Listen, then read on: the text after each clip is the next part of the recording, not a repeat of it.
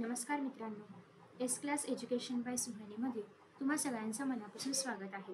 Question number 2A4, B4 किंवा question number 4A4 या ठिकाणी जे काही ग्रामर येतं म्हणजे हे दोन तर टेक्स्चुअल पॅसेज असतात, पण हे जे नॉन टेक्स्चुअल पॅसेज आहे तर याच्यामध्ये जे कुठले ग्रामरचे टॉपिक्स येतात ते कोणते कोणते टॉपिक्स आहेत ह्याची जर तुम्हाला एक लिस्ट मिळाली तर तुम्ही त्याच्यानुसार अभ्यास करू शकता. सो तीच लिस्ट आता आपण इथे बनवलेली आहे. सगळ्यात पहिल्यांदा क्वेश्चन नंबर 2A4 किंवा B4 याच्यामध्ये तुम्हाला दोन्हीमध्ये पण टेक्स्चुअल पॅसेज असतात. त्याच्यामुळे याच्यामध्ये जे काही वाक्य येणार आहेत ग्रामरसाठी किंवा जेही काही ग्रामरवरचे प्रश्न येणार आहेत ते ऑब्व्हियसली टेक्स्चुअल बेस्ड असणार आहेत. पण क्वेश्चन नंबर 4A4 मध्ये जे काही क्वेश्चन्स येतील ते नॉन टेक्स्चुअल पॅरेग्राफमध्ये असणार आहेत. त्याच्यामुळे त्या क्वेश्चनमधले सेंटेन्सेस तुम्हाला आधी माहिती नसणार आहेत कारण ते नॉन टेक्स्चुअल पॅसेज आहे. सो त्याच्यामध्येही तुम्हाला जर एक लिस्ट मिळाली की नेमके कोणते कोणते टॉपिक्स येतात तर तुम्ही ते सुद्धा टॉपिक्स पक्के करू शकता आणि तुम्ही त्याच्यामध्ये आउट ऑफ स्कोर करू शकता. तर याच्यामध्ये मी काही टॉपिक्स घेतलेले आहेत ॲनालिसिस करून मागच्या काही पेपर्सचं की कोणते कोणते टॉपिक्स येऊन गेलेले आहेत जेणेकरून आपल्याला पुढे त्याचा अभ्यास करता येईल. पहिला टॉपिक आहे क्वेश्चन टॅगचा. क्वेश्चन टॅगवरती मी ऑलरेडी डिटेल व्हिडिओ अपलोड केले जेणेकरून तुम्हाला समजेल की क्वेश्चन टॅग कशा पद्धतीने आपण वापरतो किंवा हे प्रश्न आपण कसे सॉल्व्ह करतो. क्वेश्चन टॅगमध्ये तुम्हाला एक वाक्य दिलेलं असतं आणि ते वाक्य तुम्हाला जर पॉझिटिव्हमध्ये दिलं असेल तर क्वेश्चन टॅग आपण निगेटिव्हचा वापरतो आणि शेवटी प्रश्नचिन्ह देतो. जर आपण शेवटी क्वेश्चन मार्क नाही दिला तर आपलं उत्तर बरोबर असून सुद्धा ते चुकीचं कन्सिडर केलं जातं. जर तुम्हाला वाक्य निगेटिव्ह दिलं असेल तर तुम्हाला क्वेश्चन टॅग हा पॉझिटिव्ह लावायचा असतो along with question mark. Again तुम्ही जर क्वेश्चन मार्क नाही लावला तर तुमचे मार्क्स त्या ठिकाणी जाऊ शकतात तुम्ही बरोबर लिहून सुद्धा. त्याच्यामुळे क्वेश्चन टॅगचे डूज आणि डोंट्स मी त्या व्हिडिओमध्ये सांगितलेले आहेत. ज्या व्हिडिओचा रेफरन्स या व्हिडिओमध्ये येईल त्या सगळ्याच्या लिंक्स तुम्हाला खाली डिस्क्रिप्शन बॉक्समध्ये आणि कमेंट बॉक्समध्ये पाहायला मिळतील. नेक्स्ट आहे direct indirect speech. So direct आणि इनडिरेक्ट स्पीचमध्ये काय असतं की डिरेक्ट स्पीच म्हणजे मी तुमच्याशी डिरेक्टली बोलते, हे झालं डिरेक्ट स्पीच. इनडिरेक्ट स्पीच म्हणजे मी तुमच्याशी काहीतरी बोलते आणि तुम्ही माझं बोलणं तिसऱ्या व्यक्तीला सांगताय. सो हे जे आहे याला आपण म्हणतो इनडिरेक्ट स्पीच. याचे बरेचसे रूल्स आहेत आणि बऱ्याचदा टॉपिक आपल्याला खूप अवघड वाटतो पण तो असा नाही आहे. एकदम साध्या सोप्या रूल्ससोबत मी तो टॉपिक समजावून सांगितलेला आहे. त्याची लिंक तुम्हाला खाली डिस्क्रिप्शन बॉक्समध्ये किंवा कमेंट बॉक्समध्ये पाहायला मिळेल. नेक्स्ट आहे आयडेंटिफाय टेन्स. हा खूप जास्त विचारला गेलेला टॉपिक आहे. तुम्हाला आयडेंटिफाय टेन्स A4 मध्ये क्वेश्चन नंबर 2A4 मध्ये किंवा क्वेश्चन नंबर 4A4 मध्ये हमखास विचारला जाणार कारण हा टॉपिक असा आहे की तुम्ही टेन्स खूप आधीपासून शिकताय त्याच्यामुळे तुम्हाला येणं अपेक्षित आहे. त्याच्यामुळे हा टॉपिक इथे घेतलेला आहे. सो आता याच्यामध्ये आयडेंटिफाय टेन्समध्ये तुम्हाला एखादं वाक्य दिलं जातं आणि तुम्हाला सांगितलं जातं की हे वाक्य कोणत्या टेन्समधलं आहे. Present, past continuous, past perfect, present perfect जे कुठला टेन्स असेल तो तुम्हाला लिहायचा असतो. आता टेन्सवरती जर तुम्हाला व्हिडिओ हवा असेल तर तुम्ही मला कमेंट्समध्ये सांगू शकता किंवा तुम्हाला असं पण दिलं जाईल एखादं वाक्य तुम्हाला सिम्पल प्रेझेंटमध्ये दिलं जाईल आणि सांगितलं जाईल की हे प्रेझेंट परफेक्टमध्ये कन्वर्ट करा. मग तुम्हाला ते प्रेझेंट परफेक्टमध्ये कन्वर्ट करता आलं पाहिजे. ह्या गोष्टी पण खूप इझी आहे. फक्त तुम्हाला वर्बचा फॉर्म बदलायचा असतो. हेल्पिंग वर्बचा किंवा जे ॲक्च्युअल वर्ब आहे त्यांचा फॉर्म बदलला की तुमचं वाक्य टेन्समध्ये बदलत जातं. नेक्स्ट आहे identify the types of sentences. याच्यावरती व्हिडिओ अपलोड केलेला आहे. आता याच्यामध्ये आपण काय बघतो की तुम्हाला एखादं सेंटेन्स साधं सिंपल सेंटेन्स दिलं जाईल ज्याला आपण म्हणतो असर्टिव्ह सेंटेन्स. असर्टिव्ह सेंटेन्स म्हणजे काय? I ate an apple. So हे पास्ट टेन्समधले असर्टिव्ह सेंटेन्स आहे. किंवा आय लाईक धिस ड्रेस हे पण एक प्रकारचं असर्टिव्ह सेंटेन्स आहे. तर तुम्हाला ओळखायचं असतं की हे सेंटेन्स कुठल्या प्रकारचं आहे. किंवा अजून असं दिलं जाईल व्हॉट इज युअर नेम. तर हे असर्टिव्ह आहे का? नाही, हे इंट्रोगेटिव्ह सेंटेन्स आहे, प्रश्नार्थक वाक्य आहे. तर अशा पद्धतीने तुम्हाला वेगवेगळ्या प्रकारची वाक्य दिली जातात आणि तुम्हाला ओळखायचं असतं की हे वाक्य कुठल्या प्रकारचं आहे. असर्टिव्ह आहे, इंट्रोगेटिव्ह आहे, इम्पेरेटिव्ह म्हणजे आज्ञार्थक आहे का, हे सगळं तुम्हाला ओळखायचं असतं. आफ्टर दॅट नेक्स्ट आहे identify infinitive form. Infinitive form म्हणजे काय तर तुम्हाला त्या वाक्यामध्ये 2+ वर्बचं फॉर्म ओळखायचं असतं. ठीक आहे. I love to dance. ठीक आहे, I love to dance. So basically आता या ठिकाणी जे इन्फिनेटिव्ह आहे तर ते टू डान्स आहे, ना फक्त डान्स आहे, ना लव्ह आहे, ना आय आहे. टू डान्स हे पूर्ण इन्फिनेटिव्ह आहे. सो तुम्हाला असं सांगितलं जाईल की इन्फिनेटिव्ह ओळखून लिहा तर टू डान्स हे पूर्ण लिहायचं आहे. टू ईट कधी पण इन्फिनेटिव्ह 2+ वर्बच्या फॉर्ममध्ये येतं. To eat, to draw, to enjoy, to sing, काही पण विथ टू. ओके, टू सोबत आणि टू सोबत जेव्हा कधी वर्ब येईल ते नेहमी प्रेझेंट टेन्समध्ये असणार आहे. कधी टू डान्स्ड किंवा टू टॉक्ड असं ईडीच्या फॉर्ममध्ये किंवा पास्ट टेन्सच्या फॉर्ममध्ये नसणार आहे. ते नेहमीच प्रेझेंटमध्ये असणार आहे किंवा सिम्पल वर्ब जे आहे प्रेझेंट टेन्समध्ये आपण ज्या प्रकारे वापरतो त्या प्रकारे ते टू सोबत असणार आहे. सो याच्यावरती व्हिडिओ बनवायची गरज नाही कारण एकदम सिम्पल टॉपिक आहे. 2+ वर्ब जेही काही असेल ते टू आणि वर्ब दोन्ही पण तुम्हाला इथे इन्फिनेटिव्हमध्ये लिहायचं आहे. आफ्टर दॅट नेक्स्ट आहे तुम्हाला वाक्याचं कन्वर्जन येतं यूज नॉट ओनली बट ऑल्सोमध्ये. म्हणजे काय, तुम्हाला एखादं वाक्य दिलं जाईल आणि तुम्हाला वाक्याच्या आधी नॉट ओनली, खरं तर हा एन कॅपिटल पाहिजे, आणि वाक्याच्या मध्ये बट ऑल्सो वापरायचं असतं. जसं की for example I love to dance and sing. So I not only love to dance but also sing. Okay, but also to sing. So basically इथे मी मध्ये काय केलं, I love to dance and sing मधला मी and काढला आणि dance आणि सिंगला नॉट ओनली बट ऑल्सोनी मी जॉईन केलं.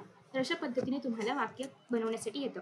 ठीक आहे, तुम्हाला जे वरचं वाक्य आहे ते दिलं जाईल आणि तुम्हाला अँड काढून हे प्रॉपरली अटॅच करायचं असतं. याचे काही रूल्स आहेत ते सुद्धा आपण येणाऱ्या व्हिडिओजमध्ये बघणार आहोत. सो चॅनलला सबस्क्राईब करा जेणेकरून तुम्हाला येणाऱ्या व्हिडिओचं नोटिफिकेशन मिळत राहील.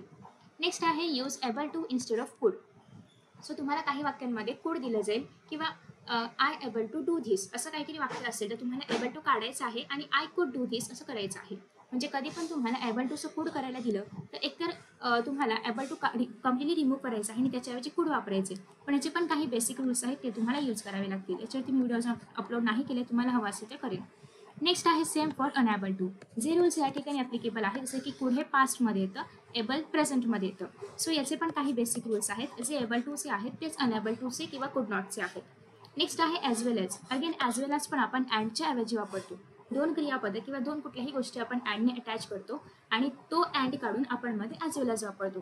जसं की I like to eat pizza and burger. So I like to eat pizza as well as burger. So basically हे जे वाक्य आहे याच्यामधलं मी पिझ्झा आणि बर्गरमधला अँड काढला आणि त्याच्याऐवजी ॲज वेल ॲज वापरलं. ठीक आहे. नेक्स्ट आहे make the sentence negative or affirmative. So तुम्हाला सेंटेन्स निगेटिव्ह बनवायचं आहे जर पॉझिटिव्ह असेल तर किंवा अफर्मेटिव्ह असेल तर, किंवा सेंटेन्स जर अफर्मेटिव्ह असेल तर तुम्हाला ते निगेटिव्ह बनवायचं आहे. हे करत असताना एक इम्पॉर्टंट गोष्ट लक्षात ठेवायची आहे की तुम्हाला त्या सेंटेन्सचं मिनिंग बदलू द्यायचं नाही. ठीक आहे. म्हणजे तुम्ही जेव्हा सेंटेन्स चेंज करणार आहात पॉझिटिव्हचं निगेटिव्हमध्ये किंवा निगेटिव्हचं पॉझिटिव्हमध्ये, तिथे कुठेही सेंटेन्सचं मिनिंग बदलता कामा नये. तुम्हाला फक्त त्या ठिकाणी जे काही क्रियापद असेल, हेल्पिंग वर्ब असेल त्याचा निगेटिव्ह फॉर्म किंवा त्याचा पॉझिटिव्ह फॉर्म करायचं असतं आणि जो काही वर्ब असेल त्याचं तुम्हाला अपोजिट वर्ड वापरायचा असतो, जेणेकरून या ठिकाणी वाक्याचा अर्थ बदलणार नाही. ठीक आहे. याच्यावरती व्हिडिओ हवा असेल तर सांगू शकता. नेक्स्ट आहे make the sentence exclamatory, interrogative or assertive. So again इथे फक्त आपल्याला सांगितलं होते की टाईप ऑफ सेंटेन्स काय आहे ते ओळखा. इथे असं आहे की सेंटेन्स एक्सप्लॅमेटरी करा. जर असर्टिव्ह असेल तर एक्सक्लेमेटरी कसं करायचं, एक्सक्लेमेटरी असेल तर असर्टिव्ह कसं करायचं, परत असर्टिव्ह असेल तर इंटरोगेटिव्ह म्हणजे प्रश्नार्थ कसं करायचं, इंटरोगेटिव्ह असेल तर असर्टिव्ह कसं करायचं. तुम्हाला युजली या दोघांचे इंटरचेंज नाही आहेत, इंटरोगेटिव्ह आणि एक्सक्लेमेटरीचं.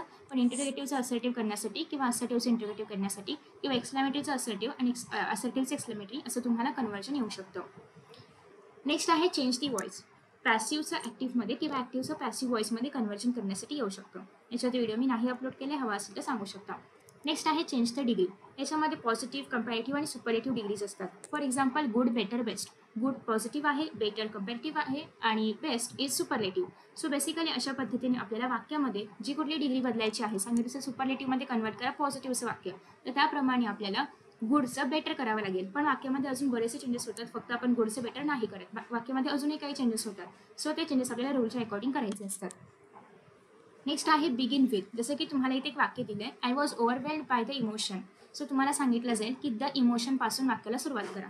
मग तुम्हाला द इमोशनपासूनच सुरुवात करायची आहे. द इमोशन सुरुवातीला येईल आणि बाकी जे काही वाक्य असेल त्याचवरती ग्रामरच्या रूल्सनुसार नंतर येईल. ठीक आहे. नेक्स्ट आहे याचा आन्सर कसं होणार, द इमोशन ओव्हरवेल्ड मी.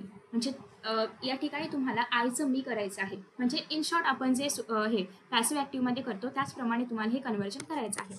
जर हे आपल्याला पॅसिव्ह ॲक्टिव्हमध्ये करायला सांगितलं असतं तरी पण आपण याच पद्धतीने केलं असतं. फक्त त्यांनी सरळ प्रश्न न विचारता त्यांनी सांगितले बिगिन द इमोशनपासून सुरुवात करा.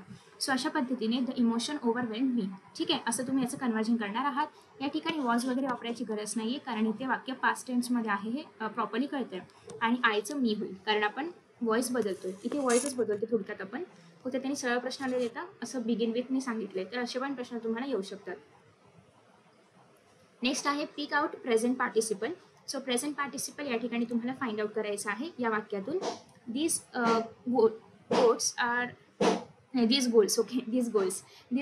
R like stepping stone. म्हणजे काय, हे जे आपल्या आयुष्यामधले जे गोल्स असतात ते आपल्या आयुष्यामध्ये ॲज अ स्टेपिंग स्टोन प्रमाणे आहेत. सो या ठिकाणी स्टेपिंग जे आहे तर ते प्रेझेंट पार्टिसिपल आहे. सो तुम्हाला प्रेझेंट पार्टिसिपल आहे की जिरंट आहे हे पण ओळखण्यासाठी येऊ शकतं. फॉर एक्झाम्पल जर तुमच्याकडे एखादं वर्ब असेल, लाईक स्टेपिंग स्टोनमध्ये स्टेपिंग हा वर्ब आहे, याला ING अटॅच केले, सो हे झालं प्रेझेंट पार्टिसिपल.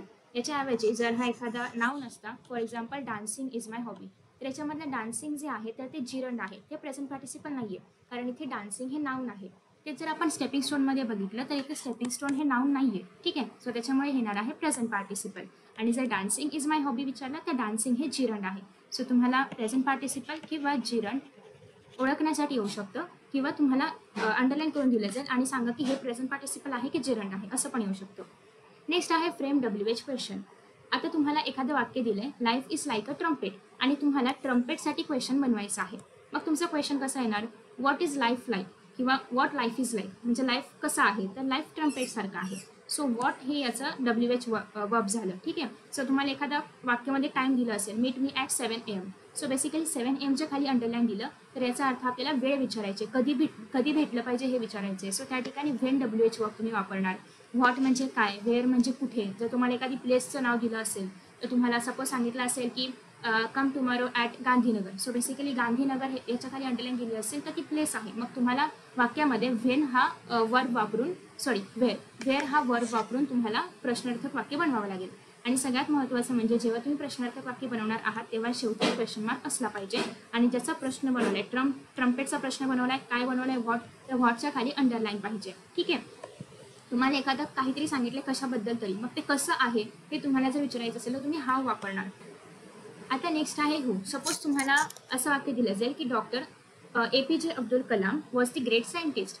आता हे सिंपल वाक्य आहे, पण तुम्हाला असं विचारायचं असेल, म्हणजे डॉक्टर APJ अब्दुल कलाम यांच्या खाली अंडरलाईन दिली असेल आणि तुम्हाला विचारायचं आहे की याच्यासाठी प्रश्न तयार करा. तर मग who was the great scientist असा प्रश्न त्या ठिकाणी तयार होईल आणि ऑब्व्हियसली शेवटी प्रश्नचिन्ह येईल. ठीक आहे. नेक्स्ट आहे फ्रेम वर्बल क्वेश्चन. आता वर्बल क्वेश्चन म्हणजे काय, येस नो टाईप क्वेश्चन. आता तुम्हाला जर विचारलं आर यू कमिंग देअर, ठीक आहे, म्हणजे एखादी कुठली तरी प्लेस आहे, are you coming to attend the program, तर तुम्ही एकतर येस म्हणणार किंवा नो म्हणणार. तुम्ही असं नाही म्हणणार की व्हेअर, व्हॉट, होम, असं तुम्ही नाही विचारणार ऑब्व्हियसली. तर मग याचा अर्थ काय की तुम्हाला असे काहीतरी प्रश्न विचारले जातात की ज्याचं उत्तर फक्त येस किंवा नो येतं. मग हे जे प्रश्न आहेत हे usually are, was he happy, so याचं उत्तर येस किंवा नो मध्ये येणार. Right. Yes he was happy, no he was not happy. ठीक आहे. किंवा इज. अशा पद्धतीने जर आपण फॉर्म्स वापरत असो, टू बी से फॉर्म्स वापरून जर आपण एखादा प्रश्न बनवत असो तर तो असणार आहे वर्बल क्वेश्चन. याचा आन्सर फक्त येस किंवा नोच्या फॉर्ममध्ये येऊ शकतं. ठीक आहे. तर असे तुम्हाला प्रश्न बनवण्यासाठी येऊ शकतात, वर्बल क्वेश्चन्स बनवण्यासाठी. सो इन दिस वे आपण ग्रामरच्या सेक्शनमध्ये कोणते कोणते प्रश्न विचारले जाऊ शकतात हे सगळे कव्हर केलेले आहेत. आतापर्यंत जे काही प्रश्न आले होते त्याच्या अकॉर्डिंग. याच्या व्यतिरिक्त अजून तरी मला प्रश्न आठवत नाहीये की जे आले होते. जर एखादा क्वेश्चन राहिला वगैरे असेल तर तुम्ही मला खाली कमेंटमध्ये सांगू शकता, जेणेकरून त्याची हेल्प इतरांना सुद्धा होईल. सो आय होप की तुम्हाला हा व्हिडिओ आवडला असेल. तुम्हाला जर काही स्क्रीनशॉट वगैरे हवा असेल सगळ्या प्रश्नांचा एकत्रित तर तुम्ही तो सुद्धा घेऊ शकता. So thank you so much for watching this video. See you in the next video. याच्यामधल्या ज्या व्हिडिओजवरती किंवा ज्या टॉपिक्सवरती मी व्हिडिओज नाही बनवले आणि ते जर व्हिडिओज तुम्हाला हवे असतील तर तुम्ही कमेंट बॉक्समध्ये मेन्शन करू शकता. So thank you so much for watching and see you in the next video. Bye.